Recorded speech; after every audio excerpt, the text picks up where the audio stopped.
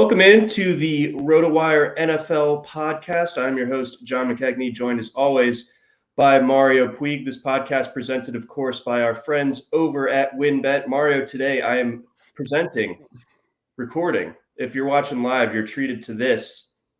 I am in my constitutional law study. As you can see, my library of many leather-bound books from which I learn many things. I can definitely read. And that's where I'm at today. Who is your favorite lawyer of all time? Who's that? The Southern Dugan lawyer from Futurama that's also a chicken. Oh, I haven't seen that one. I thought you were going to say that Southern the trope of the Southern lawyer. Because that's a valid answer. That is a top 5 lawyer of all time. I don't know. I guess I'd say Cochran just because I don't know that many lawyers off the top of my head. I was hoping to think of a fictional one, but I couldn't think of any shows or whatever fast enough.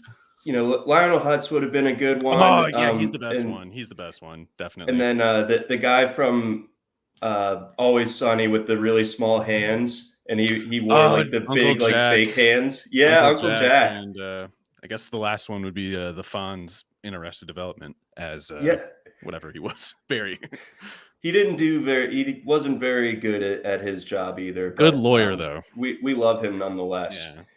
Anyway, it is week 7 of the NFL season, and this was a week that I think a lot of us circled back when we were doing our best ball drafts and our redrafts and all that stuff. Is like, oh boy, we're going to be running into a tough one that week. It's going to be a bit of a squeeze. We're definitely going to have to be working the waiver wire come week 7. Maybe fit some guys in that we normally wouldn't. But I think that problem has kind of been exacerbated by all the injuries that we've seen from around the league. Like it is brutal this week. Like the Chubb injury, you got McCaffrey, Barkley, and then obviously like you have guys like Zeke on a bye, and it's going to be really, really tough. We're going to see some low scores this week, I think, across a lot of best ball formats and a lot of people just sweating things out on Sunday, hoping to get to like 80, 85 points in their home leagues. Yeah, they should lengthen the season and like not add any bye weeks because these injuries are so manageable. They should make the season longer if they could. I don't know what you're just gonna have to start some weird scenarios. Like I was trying to bid up for Dearness Johnson, which if you had told me that 2 months ago that like, hey man, you're gonna blow like 40% of your fab in week 7 on Dearness Johnson, I would have smugly bet my life on. No, I won't. That's impossible. But here we are, and we're grateful to have Dearness is where we're at.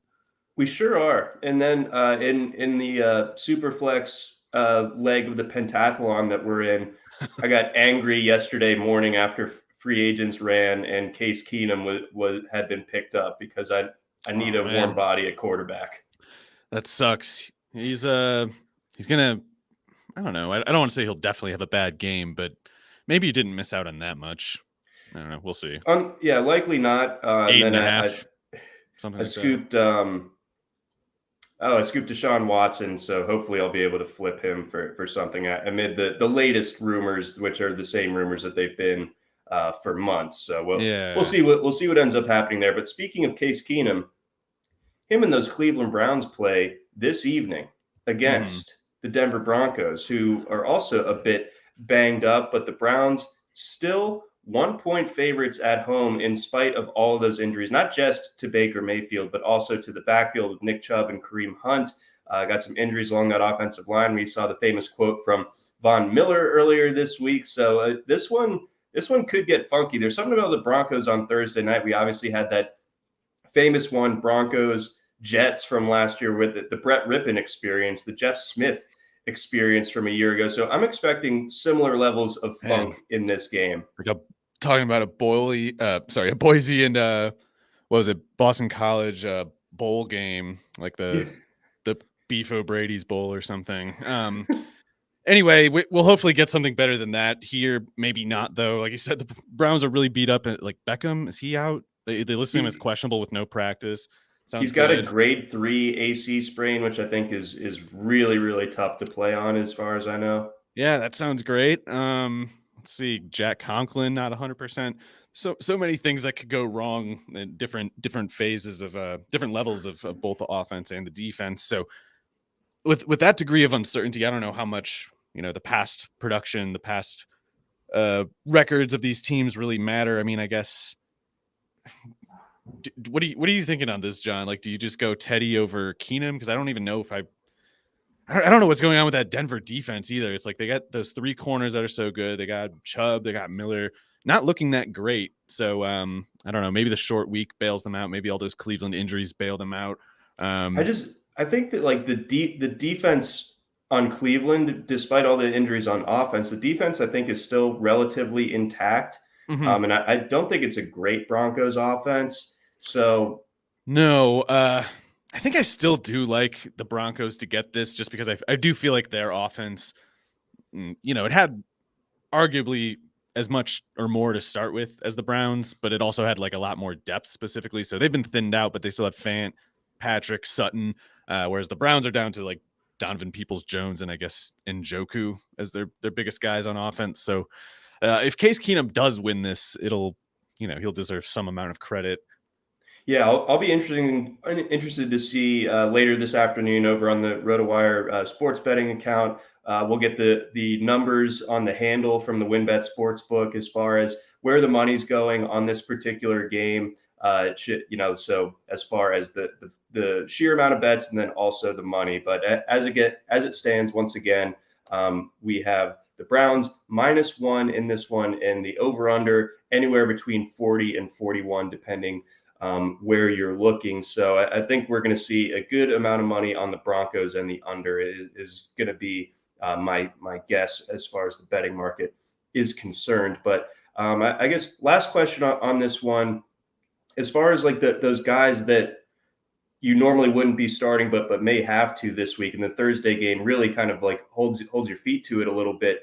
Would you start a guy like DPJ? Obviously, it sounds like you're relatively confident, relatively being the operative word there, and starting a Dearness Johnson tonight. Can you start a Demetric Felton as well? I mean, what are your thoughts there?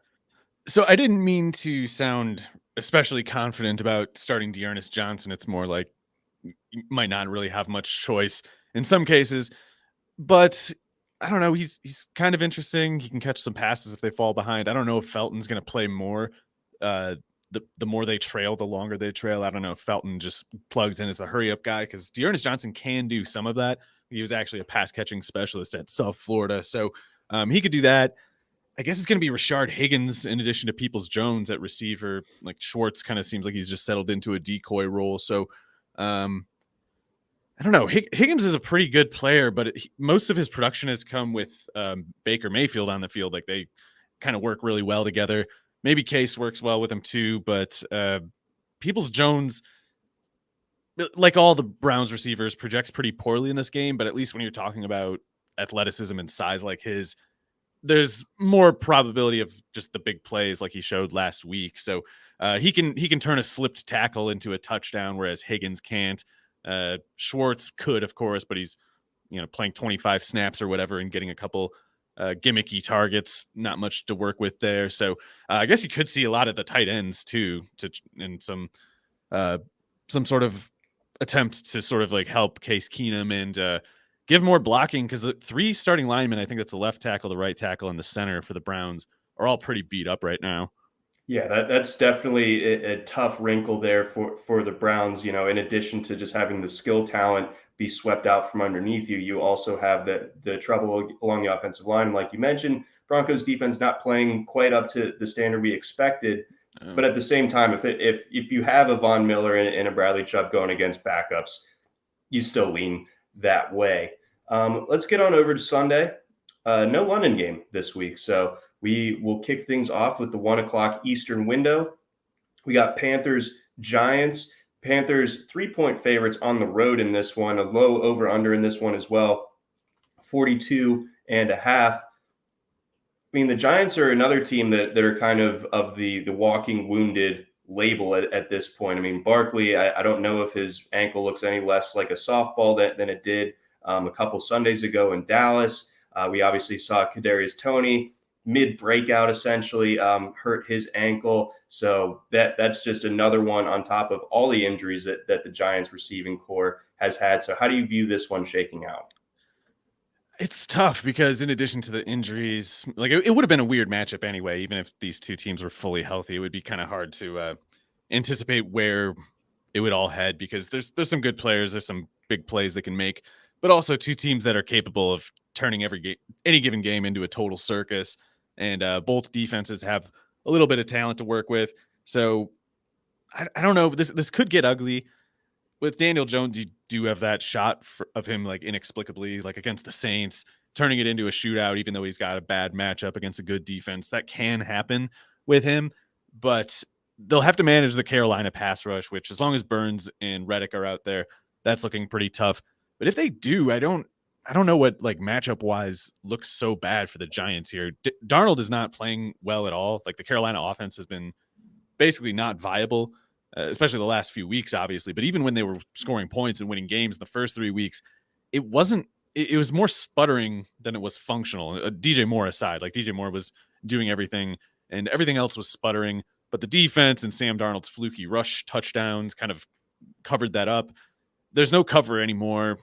I don't know why you would give the Panthers any particular benefit of the doubt, even with the Giants being all messed up, unless there's basically quit watch in effect on the Giants and Joe Judge, who I don't know what the exact contents are of like the locker room there, like what they feel like, how they evaluate him, how much patience they have. But from afar, you'd have to imagine kind of like not much faith, not much patience, not much credibility, etc. So maybe they just kind of run out of gas because they can't keep playing for this guy. I don't know. Yeah, I mean, it's certainly possible he hasn't really done a particularly good job through this first year and a quarter. And then, going back to the Panthers, I had them Survivor week 1 against the Jets, and like that game had me sweating a little bit longer than I needed. And they didn't even look very good against the Texans either. I didn't think they've looked good at no point. Just the defense. Defense Yep. has a couple points. So yeah, I don't have any reason to back the Panthers here. I know the Giants and Daniel Jones, like he famously has worse splits at home, but I still can't trust the Panthers with points on the road right now, especially sans McCaffrey. So yeah, Darnold isn't doing anything. Like however bad the opposing quarterback might be, Darnold can be as bad. That's how hopeless they've looked. And this game is at MetLife. He might just get flashbacks during this game. just what flashbacks of Mono. Just like all of a sudden it's like chubby cheeked on the sideline. Seeing ghosts and all that, like from that Monday night game against the Patriots a few years back. All right, that'll do it for this game. I don't know if there's too much more to unpack there. Yeah. Not a ton of juicy matchups this week. And speaking of, we got Jets Patriots. We got Zach Wilson versus Zach and Mac. We got the Patriots 6.5 or 7-point favorites, depending on where you're looking. The over/under looking like 42.5. The Patriots just strike me as a good bad team, and the Jets strike me as a bad team. What say you? That sounds pretty fair, especially the second part. Very difficult to disagree with. But I do agree with, good bad team for the Patriots. They're clearly not a good team overall. And, even the defense, like, I don't know why it isn't better than it is, especially in coverage. You would have thought they'd get better returns with some of the talent they have there. Even in the front seven, it's like, I thought they'd have more pass rush. Just Juden is pretty much all that's going right now. So we'll see how it goes, but they don't seem to have any actual strength or identity really beyond being a check down passing offense. And that's going to be enough to win here, I think. Like Zach Wilson on the other side, almost no matter what defense he plays at the moment, I guess Titans is the only team that we can feel any sort of assurance with Zach Wilson, because he's been a mess. And if it wasn't for, if there weren't as many messes in the league right now as there might have been more attention paid to kind of like, wow, this Wilson thing doesn't appear to be working. Not that it's all his fault, and maybe not much of it is, but the problems persist in this matchup. Going to Foxborough is not going to make any of that better. So It's going to be a wreck on the Jets offense side, to the point that however good or bad the Patriots offense is probably won't matter a whole lot. So I don't know about 7 points. I guess I'll take it just because I can't really see the Jets scoring. But I'm not expecting the Patriots to look like they're great or anything. Yeah, I think Belichick, rookie quarterback. I think that this ends up going poorly, and it's in Foxborough, of course. So I think all of those factors combine to where I am on the Patriots in this particular matchup. But hopefully, Red Zone won't be beaming that one into our eyes too much on Sunday. Let's go Chiefs Titans. We got the Chiefs 4.5-point favorites on the road here. We got the highest over under of the week, creeping up to 58 points in this one. The Titans, I never know what to make of them because they can do things like they did on Monday night, but they can also do things like you mentioned against the Jets, where they lose to a clearly, or what should be on paper, a way inferior opponent, but then they bow up and beat what I still think is probably the best team in the AFC. So really, really tough to know what to make of them. And then, of course, you don't really know what to take away from the Chiefs after a week ago because, they were able to go into Washington and get the job done there. But Washington, I think, is a way bigger mess than either of us anticipated whatsoever. So how much can you really glean from that?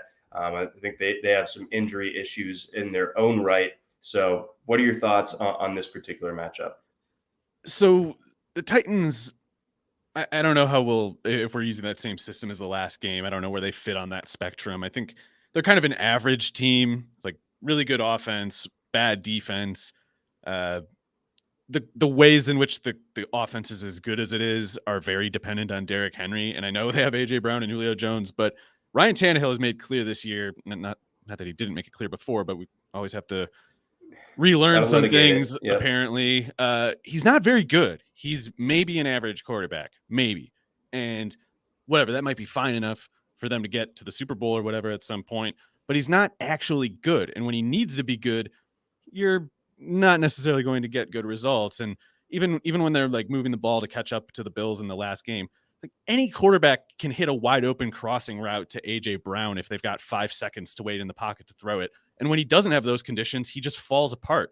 So he had conditions that were more favorable than some other games last week. Still had a lot of unnecessary pressure. He's just getting sacked like every 5 dropbacks this year, and it's not all the offensive line's fault. But what bridged the gap last week was Derrick Henry being not a human.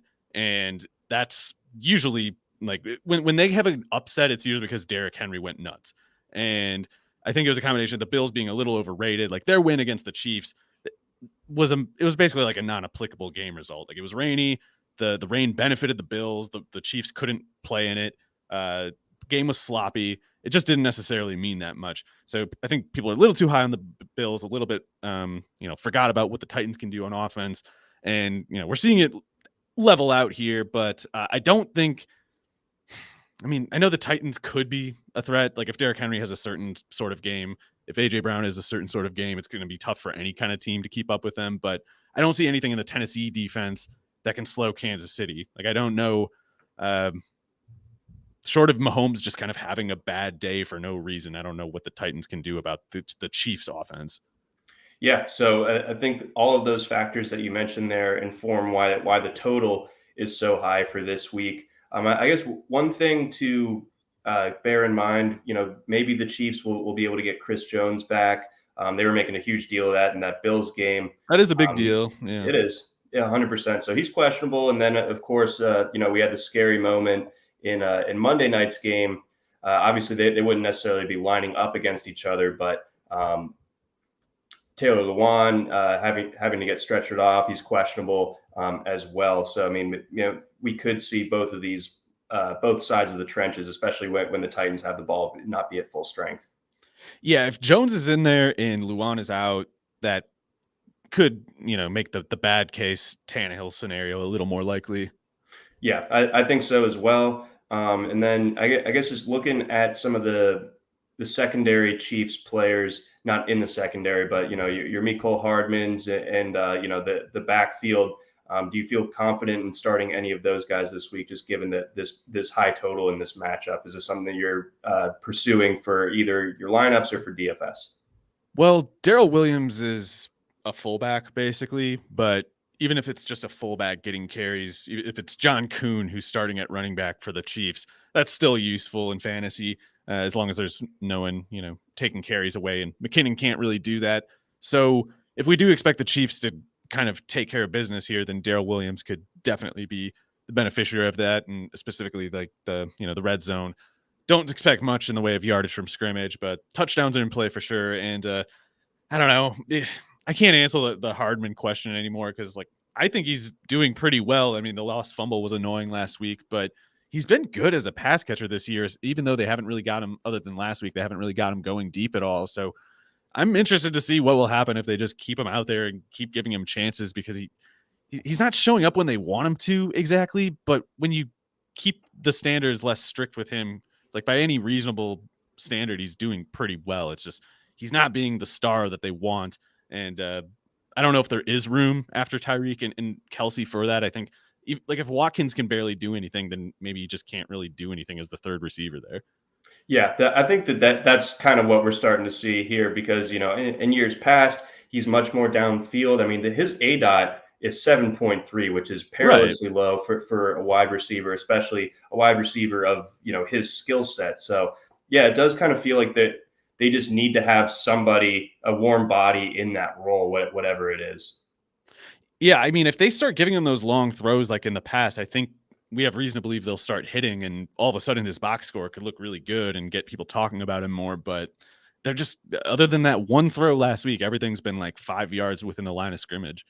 Yeah, very, very strange usage when it comes to Hardman. But it has somehow kind of, made him a little bit more PPR viable with 26 catches through Hey, 6 PPR games. Hardman, standard scoring Hardman, 80-yard bombs only. That's what we want, baby. Let's move on over next game. But before then, we got a message from our friends over at Blue Wire.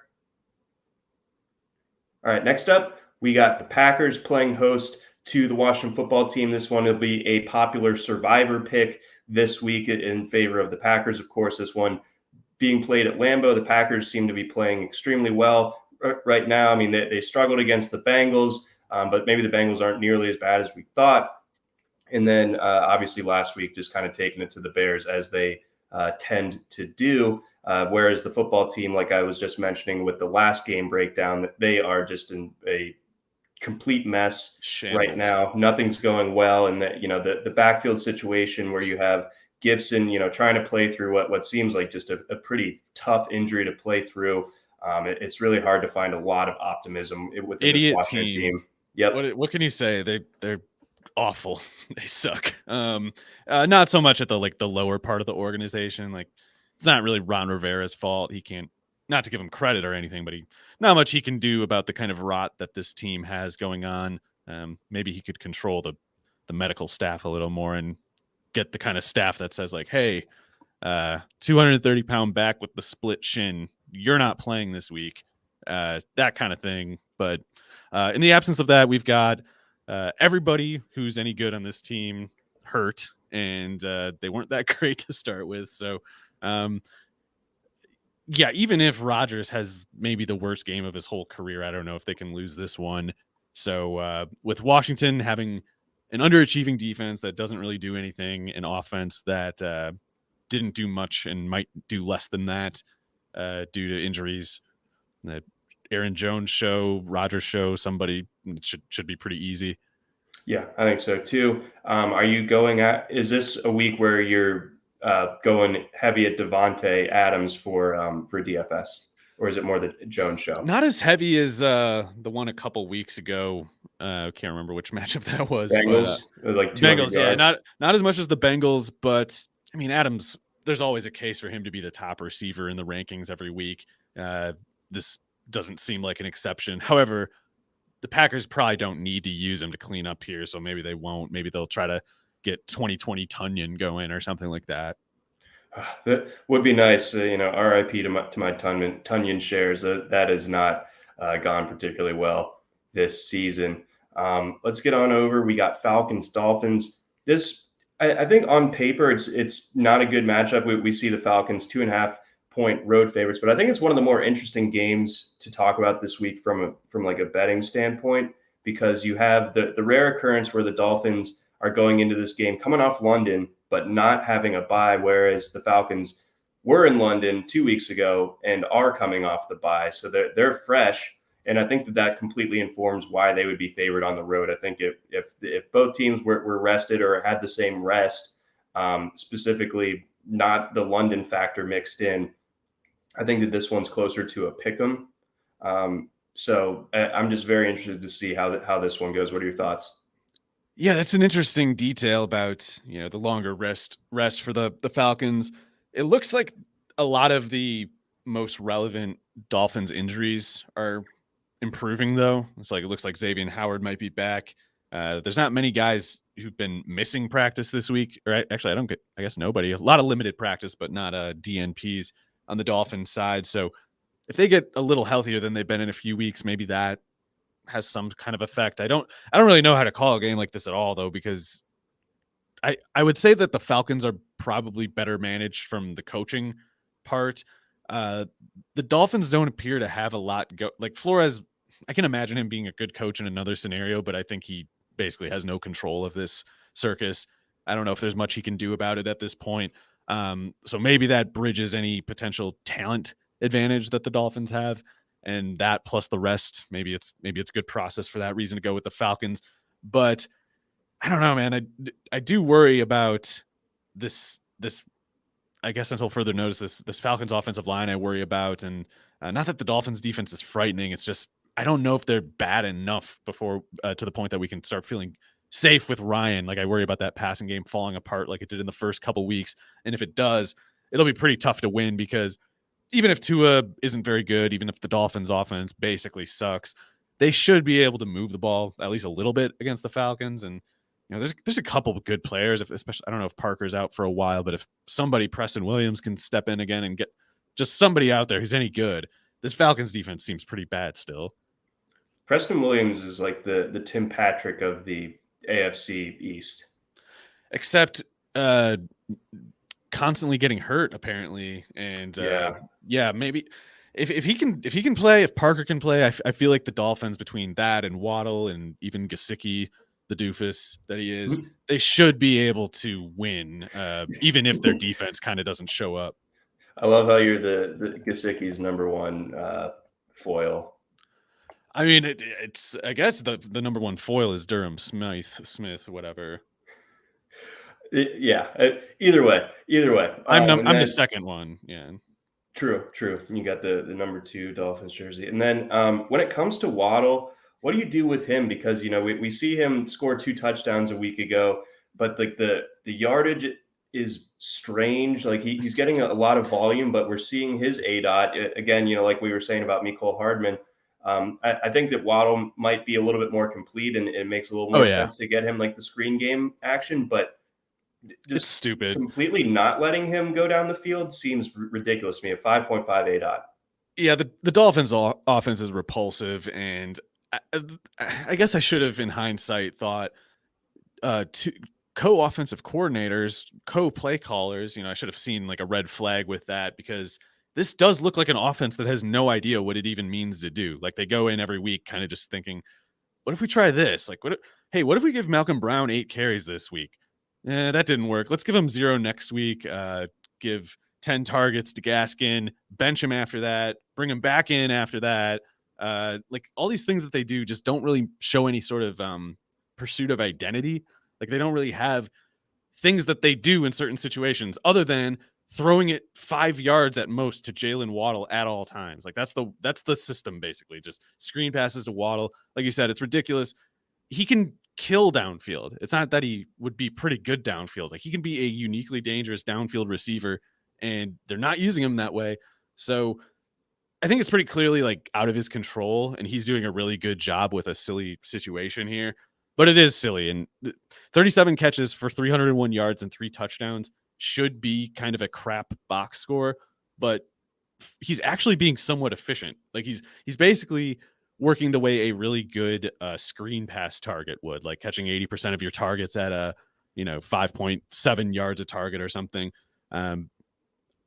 Eventually they'll have to throw it downfield. Like they've somehow gone like this entire time just not doing it. Eventually it has to happen, but generally he's going to be dependent on these, I guess, like double-digit catch games to get anywhere, because it's going to take that many catches to move the ball past 40 yards.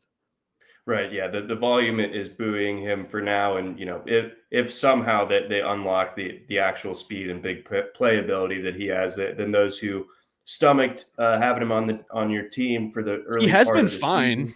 Mm-hmm. He has been fine in fantasy. It's repulsive to watch in real life, and the box score is ugly, but it's like 29 PPR points last week.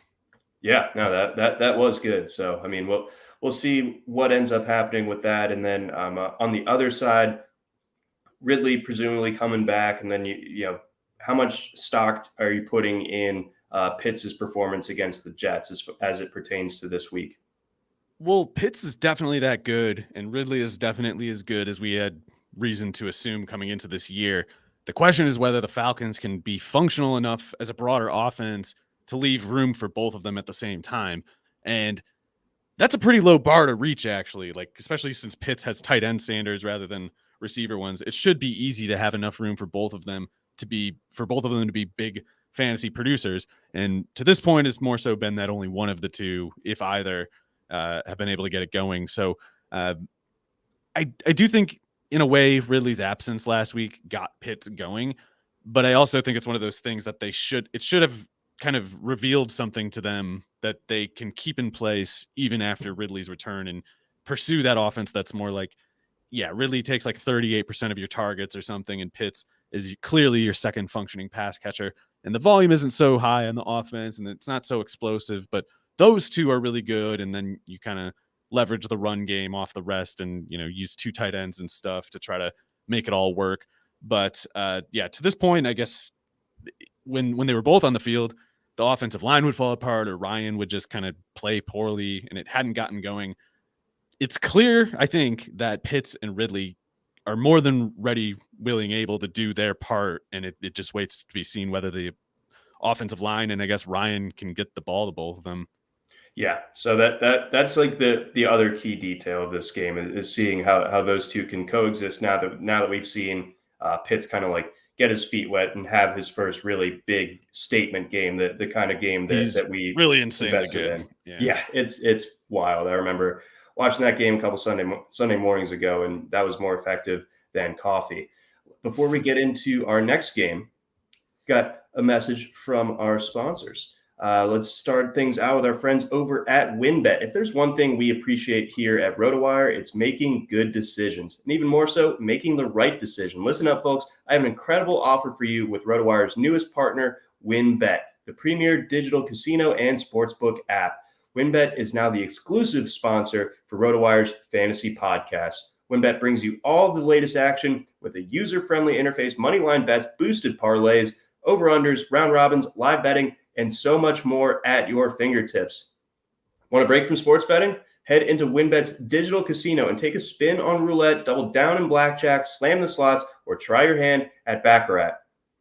WynnBET is currently available in 6 states. That's Colorado, Indiana, Michigan, New Jersey, Tennessee, and Virginia, while rapidly expanding. At WynnBET, the possibilities are limitless. WynnBET is currently offering all Rotowire listeners a risk-free bet up to $500 on your first wager. Download WynnBET now. That's WYNNBET. WynnBET, the exclusive partner for Rotowire's fantasy podcast. We also got a message from our friends over at Yahoo DFS. The new NFL season is underway, and Yahoo is excited to kick off daily fantasy football. There will be a ton of big prize contests throughout the season on Yahoo, including their multi-entry contest now being shark-free. To celebrate the beginning of football season and Yahoo daily fantasy football becoming shark-free, Yahoo is giving all users the opportunity to claim free $10 in contest entry credit. Users can take advantage of this free $10 contest entry credit offer to join one of Yahoo's biggest contests. In addition to the free credit, Yahoo has a $1 million DFS football contest live. The $1 million contest features $1 million in total prizes, including first place receiving $100,000 and an entry to the first ever Yahoo Fantasy Football Championship live finals event, which will occur at MGM National Harbor in Maryland this December. Play daily fantasy football on Yahoo this season. Visit sports.yahoo.com sports.yahoo.com/dailyfantasy/welcome to claim the free $10 to get started. Again, that's sports.yahoo.com/dailyfantasy/welcome to claim that free $10 and to get you started. All right, Mario, on to the next one here. We got Bengals Ravens. One of the more interesting results of last weekend was Baltimore's kind of resounding victory over the Chargers. That game wasn't really that close at really any point. And then the Bengals seem to be, playing well. They obviously took care of business against the Lions. This one, we have the Ravens sitting at -6.5 at home against their divisional opponents. What's your read on this game? I don't know. I mean, I really don't understand what happened with that Chargers game, or at least if that happens, I don't understand why the Ravens defense was so bad against the Colts before that. Seems like two very different teams, and whichever one or whatever split the difference of the two, I guess, whatever scenario we get going forward, of course, will hold sway over how they do in any given game, any game like this, of course, against divisional opponent. And I don't know which way it's headed. Like I assumed the Ravens defense would be good coming into this year, but I up until last week completely lost faith in that idea. I don't know whether it was a 1 week inexplicable thing. Like Chargers, I kind of do. Yeah, I feel that way too. It's just, I don't know. They looked so brutal before that. They did. I mean, they've gotten the ball moved on them by the Lions, by the Broncos a little bit, the Raiders. I mean, the Raiders can move the ball on people, but I think that the Ravens and where part of their defensive struggles this season have come from has been the Marcus Peters injury. And I don't think that the Chargers had the personnel last week to make them pay for it. And I think that the Bengals absolutely do. That's probably the right read on it. I do wonder, though, if the Bengals are functional enough in their own right to really capitalize on it. Like they have the personnel, and if it were a year from now, I would be much more concerned for the Ravens in this scenario because I assume Burrow's knee will be in better shape in a year. Not to mention just Higgins and Chase might be better yet by that point. But this offense that they've had to this point strikes me as kind of not like weak or anything, but a little fragile. Like it reminds me a little tiny bit of the Panthers offense after the first 3 weeks when it seemed like things were going fine. They're winning games. They're making big plays. They're throwing for touchdowns, things like that. But I don't know if the ways that those big plays were occurring were sustainable over the course of the year. And I think something similar here. It's like, not to take credit away from Ja'Marr Chase. Like I definitely think he's as good as he appears to be. But a couple of his big plays have been kind of fluky and not in a way that, again, not to take credit away, but just in a way that affects his peripheral stats in ways that are likely to regress no matter what, no matter how well he plays. Things like yards after the catch per catch. And like that one touchdown he had, it was like a change up looking throw that the defender just kind of like misjudged where the ball went, and Chase caught it, ran for a touchdown. And he can make that play, but he can't make it every time. And when it does regress, T. Higgins can't step up, they might just kind of go cold for a while. And I don't know if maybe there's something deliberate about the way they're using T. Higgins, but they're not using him the right way. If there isn't some broader setup here or longer setup here where they're going to, go over the top with Higgins this week, like they were saving him for the Ravens, that kind of thing, maybe then they'll have enough firepower to really take down the Ravens. But they're not getting T. Higgins going downfield at all. And if he's just doing 6-yard curls to, not a whole lot of effect, Chase will eventually have just kind of like a cold stretch for a couple quarters. And if that happens, and if Mixon doesn't pick it up, they could go into a shell pretty quick. Right. I think, the way that you laid out the fragility there when it comes to this Bengals offense, this will be a big test for how we view them the rest of the season. But, I'm inclined to think that they'll be able to score points on Baltimore. And I know that Cincinnati's defense has been much better this year than in years past. But I think the Ravens will still be able to move the ball on them a lot. And I think with that, the way that I would like to bet this one is the over 47. I see this one being like a 27-24 game in favor of the Ravens. Okay. I'm more confident in the Bengals defense at this point than the offense, which sounds insane for so It many does sound reasons wild. to say, but I'm not even, it sounds maybe backhanded too, but I don't mean it. Like the defense is playing well and they've got some good players at all levels at this point. So I think the defense is carrying them more than people think, basically. And the degree to which they can take control against the Ravens offense, I think, is pretty much a good like corollary for how good their chances of winning are. Because like the offense could step up, I guess, but if the defense doesn't, I don't think their offense can keep up with the Ravens one. Okay, so well, that defense will need to do. They're going to need to play a great game though, because I think that the Ravens offense. I mean, the scoreboard says they played a good game last week. I didn't Oh, it think was brutal. I didn't think it was great, but I think on the whole, it's not quite what 2019 looked like from Lamar. It's different, but I think as far as how well overall he is playing right now, it's about as good as I've seen him. Yeah, I know that the Colts game kind of boosted his box score to this point in the year, but especially when Bateman is hitting full speed, as Sammy gets back, hits full speed again, they can just kind of shoot out as much as anyone wants to. Yeah, see exactly, and that's an element that they certainly didn't have in the Seth Roberts, Willie Snead days. So. Safe to say. Indeed. All right, so let's get on over. We got Lions, Rams, Stafford, Goff, the reunion, the rematch. Not really rematch. Who is better? We finally won the find out. Yeah. Well, Vegas says that the Rams are more than two touchdowns better than the Lions. And you know what? I tend to agree with them. That's a big number, but at the same time, man, I think the Lions have gone from. I think there's only so many of those moral victories you can have before they stop mattering, and then you kind of are just an awful team. And I think we've reached that point with the Lions. Yeah, you're right. They've had some injuries kind of help bring about that scenario, but there's no help on the way is the thing with them. It's like they were a team that can maybe surprise opponents with how scrappy they are. And for the first few weeks, they were kind of playing at 110% motor. They're kind of making that happen.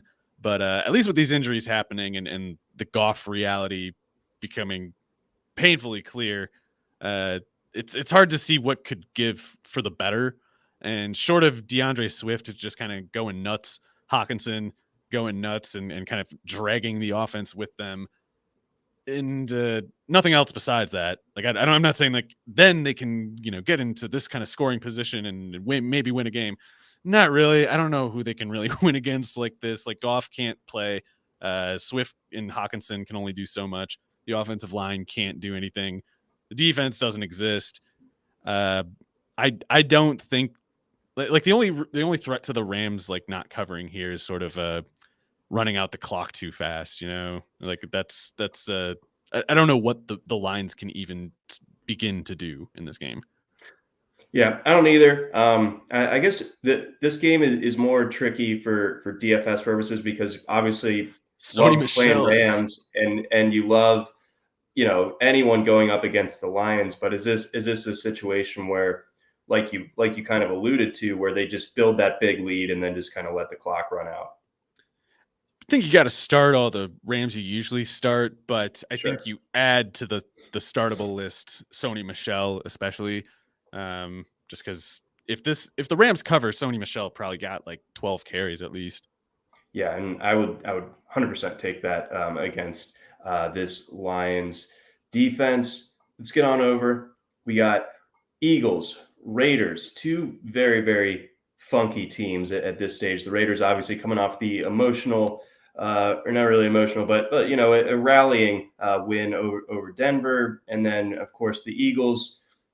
They're one of those teams where you watch what's happening on the field, and you're like, these guys are terrible, and then they somehow they covered against the Bucks. Jalen Hurts is he specifically is that guy where you watch him and you're like, this how, and then all of a sudden he's like a top 10 fantasy quarterback even still because garbage time is very good to him, it seems like. So how do you see this one shaking out? This one I might have the hardest time getting a read on this game. Maybe I'm overlooking the Eagles, but I feel like the Raiders are like warrant heavy favoritism here because maybe is Lane Johnson back in now? That could help. I think he returned to the team. Okay. Well, he's a great player when he's on the field. Having him at right tackle would help a lot with this pass rush that's waiting for them. But Max Crosby's playing out of his mind right now, to the point that we don't even really notice Ngakoue that much. But Ngakoue's hurrying the quarterback too. So Jalen Hurts has shown the ability to completely collapse in both of his last two games. I think the cracks were showing all along before that. And I expect this trend to just keep getting worse. Like, I know Hurts keeps pulling a rabbit out of the hat, especially in a fantasy sense, but eventually that's just going to stop happening, I think. And maybe not this week. And maybe it doesn't ever stop. Maybe I'm just wrong about that, but I think it will. And I think going against this edge rush, combined with Hurts's just tendency to the ability to just kind of collapse as a passer, I think it could get pretty ugly. And if they can't get Miles Sanders going, if they can't get whatever Gainwell, if they can't get Hurts as a runner going, I think asking him to pass against a defense like this is just asking for a disaster. And but then again, I've thought that about multiple games this year. Yeah, and they've shown, I'm sure if we clipped the first like 6 episodes of this season's podcast, when we talk about the Eagles, it's if they get Miles Sanders going, they don't seem interested in doing that. Right, and I think a lot of it's becoming clear they can't do it when to get the passing looks that they want to arrange for Hurts. They have to sacrifice the personnel that's necessary, the alignments that are necessary, the gap spacing that's necessary to run the ball. And instead, they're kind of going out there they're almost doing like the Texas Tech offensive line kind of thing, where it's just like, we're assembling some very goofy formations because we just are not interested in running. No. So it's pretty gnarly on the Eagles side of things. From the Raiders side of things, obviously Derek Carr coming off of a very strong game a week ago. How do you view the non-Waller options in this offense from fantasy? Be it Edwards, who's got like promising peripherals, but the production hasn't been there.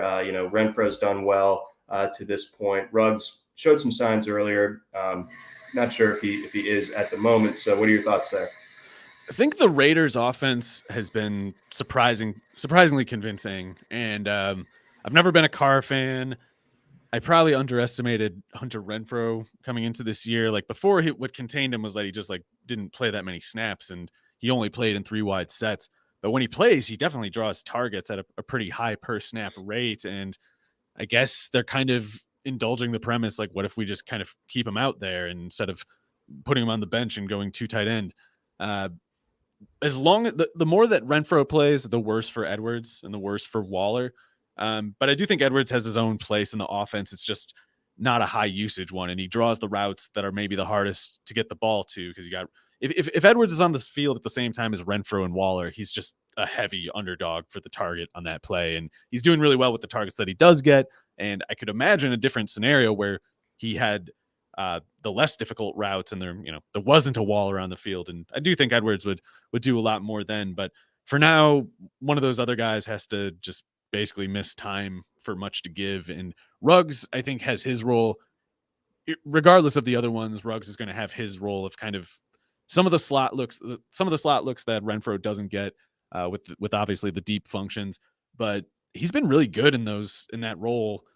Maybe there's more that he can do underneath. And if there is, then he's definitely looking golden, because he'll probably get some regression in the deep routes. Like he's basically hitting, like the majority of his deep throws are landing, and he's doing a great job, and he gets credit for that. But eventually the wind's going to just take the ball a little bit the wrong way, or some guy's going to tangle your feet with his and you fall over and it's an incomplete pass. That kind of stuff's going to happen eventually. So if he could get some short routes to offset that regression when it happens, he could really take another step yet. And in the meantime, that sort of balanced approach with those 4 route runners is proving pretty much, defenses can't stop it for more than a couple quarters at a time.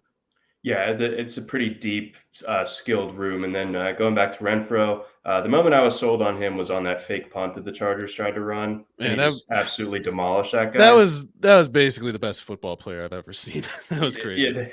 Yeah, especially because he wasn't even supposed to really do that. He just kind of like saw that the guy wasn't covered and then did.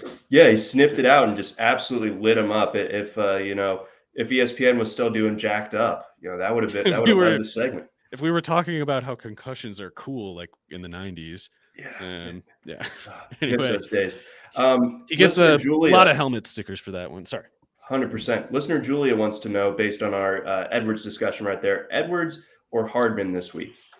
Oh boy, that is tough. Man, I think I'd go with Hardman, but not because I really feel strongly about it. It's more kind of that deep ball still hasn't happened with him, and I don't think those Tennessee corners can really run with him. Even Christian Fulton, their best corner, if he's back, it's like he can't run with Hardman.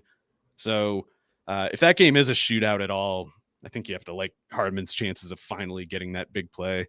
I think so too. I think there's just a little bit more of a stable, predictable role for Hardman, which seems like a crazy sentence to say, but this year I think it is the case. Whereas Edwards, like you laid out there, he's running 15 yards downfield on his targets at least, and like you said, when you have Renfro and Waller presenting more viable targets much sooner in those progressions, it's a little bit tougher to justify Edwards.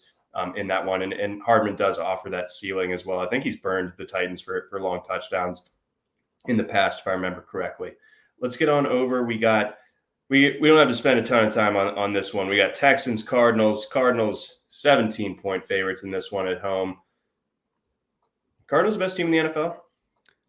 I mean, they're way up there. I think what's really changed with this team is just kind of two things. They had Larry Fitzgerald wasting a snap every play almost last year in the slot, taking out him and instead putting in, technically putting in AJ Green, but moving Christian Kirk from AJ Green's new spot to Fitzgerald's previous spot and putting in Rondale Moore as the swing backup for all of those guys has made the offense better right off the bat. I guess adding Rodney Hudson and whatever else couldn't have hurt either. But the defense is one of the best in the league, and I still don't really see them getting credit for it. Like, there's some chatter coming up now, but like they didn't even have Chandler Jones last week, and when he's out there, especially, it's like him, Marcus Golden, Zaya Simmons, Gardeck, JJ Watt. There's a lot to deal with. A lot of big, fast guys who can kind of shuffle all over the place before the snap and line up anywhere after the snap. Maybe you guess right, maybe you don't, but if you guess wrong, it's got to be hard to arrange your protections against that defense, and they're so fast in the front seven, can just swallow you up.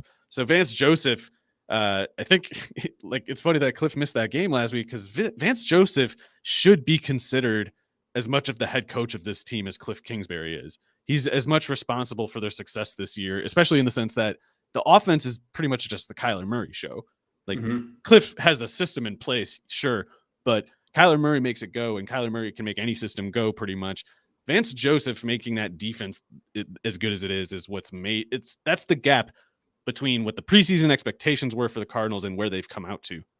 Yeah, it's been a really fascinating run through the early season for the Cardinals. They're really looking well positioned. The Rams game, and then of course going into Cleveland last week and really taking care of business. Impressive stuff from them. I guess last point here, 17 points is a lot of points, Mario, but it was a lot of points for the Bills to cover against the Texans. They didn't really seem to break a sweat doing it. So I think I lay the wood even with that many points. Sure, I can't be against. I don't know how to think of three scores, but Cards could do it. Texans could give it up. Yeah, I mean, Texans could just score 10 points, and then, I don't think the Cardinals are scoring less than 30. They could score 0. They very well could score 0. They've done it before, and they'll probably do it again. Before we get on to our next game, we got our message from our friends over at Thrive. Thrive is back for another season of fantasy football, and they're running huge guaranteed contests each week of the NFL season. With Thrive Fantasy, you can eliminate the countless hours of research and focus only on the top-tier athletes that have the biggest impact on the game. Sign up today and get a free 6-month Rotowire subscription. Here's how you claim your free Rotowire subscription. First, visit rotowire.com/thrive.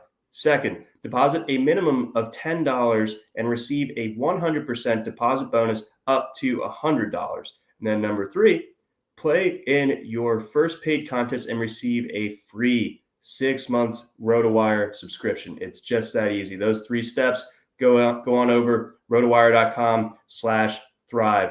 All right, Mario, as we get to the end here, we got Bucks, Bears. Bucks 12-point favorites in this one against the Bears. This is another kind of tricky one. The Bears have been Jekyll and Hyde a little bit, and I think that the Bucks can take the paint off of pretty much anyone that's not a very, very good to elite team. So I could definitely see the Bucks winning this one by 2 touchdowns. Yeah, pretty difficult spot for Justin Fields, even with the Tampa Bay secondary a bit beat up. It's just against a pass rush like they have and going on the road, it's not exactly the same as the Cleveland scenario from a few weeks ago, but it's a similar sort of risk, and probably with even more pressure from the opposing offense, obviously, with Brady and the Buccaneers offense scoring the way it is this year. The Bears defense, I think, has some good pieces, and when you have Jalen Johnson at corner, and if Eddie Jackson can be a good safety, Roquan Smith kind of player he can be, Akeem Hicks and Khalil Mack, there is a way they can play good defense against some teams, and it wouldn't be shocking to me if they put together like a surprisingly decent effort against the Buccaneers if they kind of come up with some clever novel designs, because the Buccaneers certainly will. They tend to find play designs that they don't necessarily put on tape often to come through at like critical moments in games, and it's tough to beat them on third down pressure situations because of that. But if the Bears are kind of on one of their smarter days, they could slow, I think, Tampa enough to maybe cover. But basically, you have to give the non-Jalen Johnson corners a lot of help, and you need the pass rush to close in, and you need Roquan to maybe keep those tight ends under control. But if that all happens, I mean, Roquan and Jalen Johnson are star players at least, and Akeem Hicks and Khalil Mack are the same usually. Yeah, it's definitely a very impressive defense on paper, and they can occasionally put it together for sure. So that is definitely true. And Antonio Brown a little bit dinged up. Maybe the Buccaneers, and they haven't been great against the spread this year, but that's been more so on the road. At home, I think they're like 2-1 against the spread. So we'll see how it shakes out. But I think at this stage, even with what you're saying there, I'd probably still lean the Bucks, just because my faith in the Bears offense is nil. Yeah. Indy going out to San Francisco to play the 49ers. 49ers 4-point favorites at home. You know, the Niners coming off the bye, so Trey Lance obviously got his feet wet a couple weeks ago.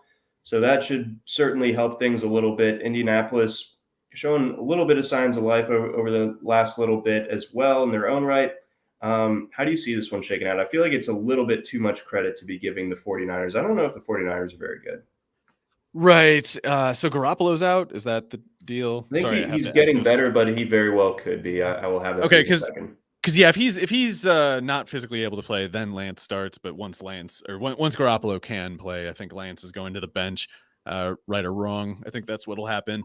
In any case, I don't know what I even think is better for San Francisco. I guess Lance is obviously the better runner, but he is rough as a passer. He does look like a quarterback who was not prepared to start and was thrown in unexpectedly due to injury in the middle of the season for a road start against the maybe league's best team.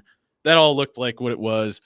Going back home, getting the time to prepare for the Colts would be a different scenario, especially with the Colts looking as busted as they've been at certain points this year. And even against the Texans, it's like that was a pretty close game until they started giving Jonathan Taylor the ball in the second half. Who could have seen that coming? But I don't know. Frank Reich is an arrogant coach who puts bad players on the field instead of good ones.